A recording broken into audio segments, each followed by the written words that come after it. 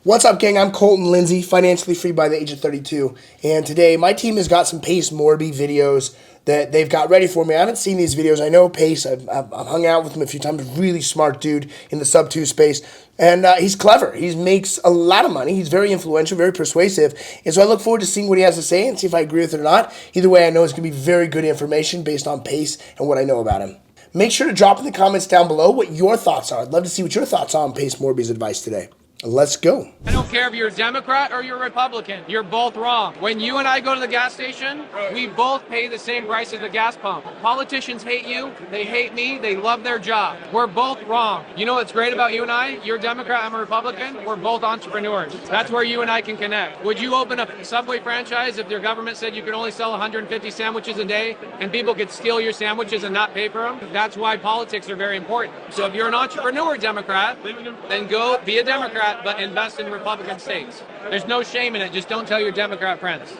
I don't know what the point of is what he's saying, but I completely agree with the idea that Democratic states are having the biggest business challenges. If you look at since COVID, the biggest lockdowns. But as we take a look at that, it was the states like California, Washington, Portland, some of these big New York, those are the states that struggle the most. In fact, me personally, I look at buying distressed types of businesses so that I can flip them up and I can get a 10x multiple on them. I'll only do that in Republican states because the risk is too high in Democratic states with one of the major 8 crises that could be triggered, and that is constant change of regulation from the government. It's like playing whack-a-mole. You almost can never win when you play whack-a-mole. So if that's his point, I freaking agree. Otherwise, I thought it was a strange conversation to be having, but maybe there's more context to this. How many LLCs should one millionaire have? Well, I'll show you what I got. I've got a trust that has my house, my car, my whole life insurance policy, but my holding company has a lot of LLCs for my wholesale, buy and hold, fix and flips, multifamily, and mobile home parks. This is just my LLCs for my real estate holdings. Then I've got a title company in Arizona, Florida, Texas, and many, many more to come. We've got crypto holdings, a lending business, a full-fledged lending business just to give you money, a media business, a fund for raising money for multifamily, and a transaction coordination business on top of that. We've got others as well. And who does all of our setup is primecorporateservices.com/ABC for a discount code. And who the hell manages all this is startvirtual.com. Well, first of all, I know Pace and I know his brains behind Start Virtual, which is a homie, Cody Barton, and they're making a very great marketing video right now to drive in leads and opportunities for their business. One is to sell you on Start Virtual. 2 is to help you go through Steve Harward's company with Prime Corporate Services. So he's doing what I would really take away from this video is how amazing he's teaching to market. As far as the structure there, I'd have to take a closer look, but I have a very similar structure just at first glance. And how many LLCs we should have, that all depends on where you are on your growth. I absolutely think you should do what my homie Chris Crone says and own nothing but control everything. And that seems to be what Pace here is actually building out and structuring with his trust, owning his companies down below. I have a very similar setup so that I'm personally detached from everything. Great marketing video, though. I'll say, hey, would you jump out of an airplane with no parachute for $100,000? And they go, absolutely not. I go, okay, would you buy a $100,000 house for $1 million? And they're like, absolutely not. And I go, well, I would. If you let me make $1 a month payment for the next 1,000,000 months, I would absolutely buy that house. And if I told you that that plane was still parked on the tarmac, then you would absolutely still jump out of that plane for $100,000, wouldn't you? Look, he's got a point. I don't really like skydiving, but I would jump out of a plane on the tarmac for $100,000. In fact, I've done it before for free. So I would absolutely recommend that. If you look as far as extending, what he's doing is called creative financing. And if that's your thing, go for it. That seems to be what he's really, really great at. It's not my thing. I actually don't prefer to invest that way. Number one is I don't have the skill set. So I don't want to go learn it. I don't want to go get educated on it.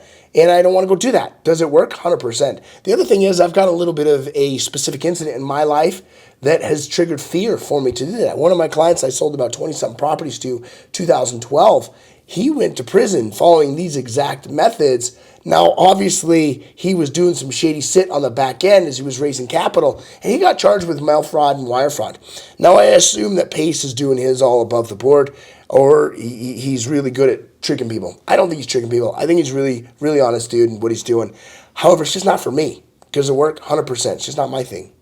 5 things that benefit us as buy and holders. I get cash flow. That property makes me $1,000 net cash flow every month. The second thing I got was appreciation. I made $120,000 in 3 years on that deal just sitting there. The third thing I got was tax benefits of owning the property. The fourth thing I get is the pay down. So that $375 I pay Dale and Susan every month, there's no interest. And then the fifth reason we buy property is so that we can leverage property in the future. And that's a whole nother conversation. Look, I absolutely agree with what he's talking about. This is what my whole view is on buy and hold. The strategy he's teaching, though, is to go purchase this with subject to financing or seller financing type deals so that you get higher leverage on these properties with little to no money into the project, which is a great opportunity if you go to work and do the deal. I think Pace is a great person to learn from in making this happen. But overall, these 5 things that he shared, I love cash flow. I love appreciation. I love debt pay down. I love the ability to be able to refinance these properties, pull cash out, and buy other properties. I bought so many properties like that. So I absolutely agree with what he's talking about. Seller finance is not a painful situation typically. It is a gainful situation. Sellers want gain. So in sub 2, there's pain. In seller finance, it's typically the sellers are like, I have the property paid off. That's not really an avatar of somebody in distress. Yeah. That's somebody that's like, I just want a higher number. And so you give them a higher number and you structure it so it cash flows and it pays down. You can be in a powerful position. So what he's talking about is if I do a subject to where I wrap it around, I absorb the debt, these people are in pain, and so you can win that direction.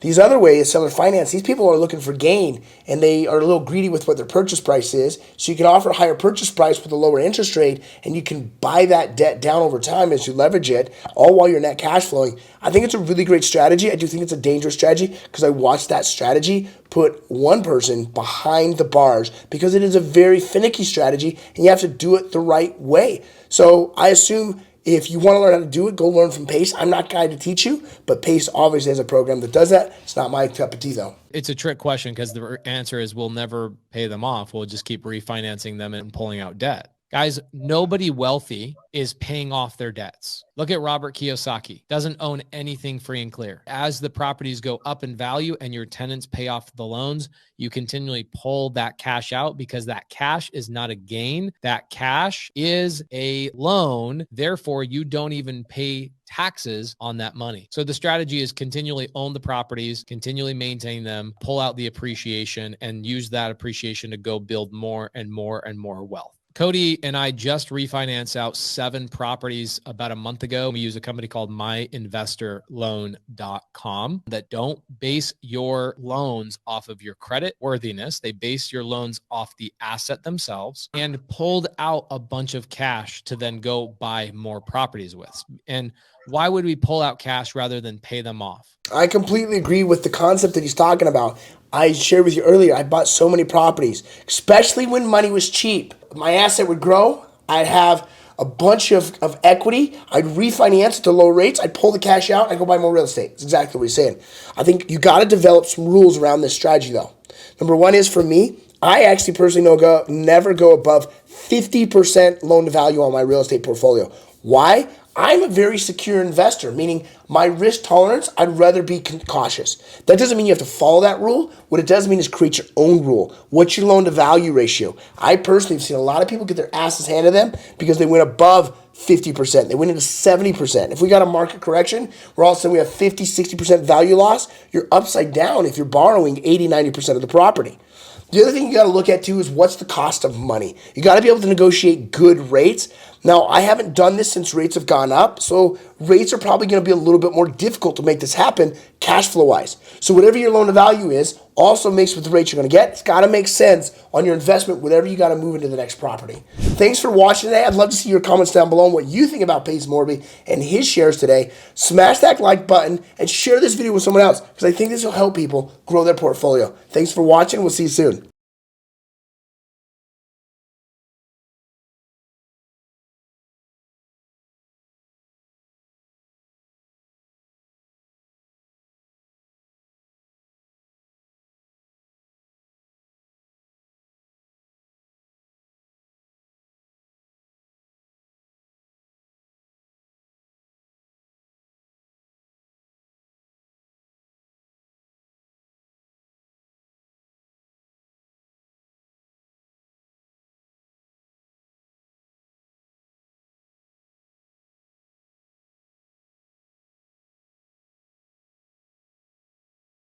Look, I want to say thanks for watching my video.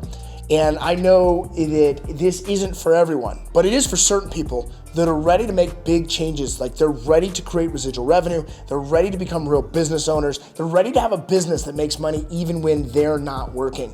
And if that's you, I want you to click the link down in the description, and I want to give you an opportunity to have what's called a triage discovery call. We're gonna meet with my head coach and learn where you're stuck in your business and what changes you gotta make so that you don't have to work to make money. And I wanna say again, I know that sounds crazy, but imagine you took time off and you still made money. That doesn't mean you don't have a business to grow, you absolutely do.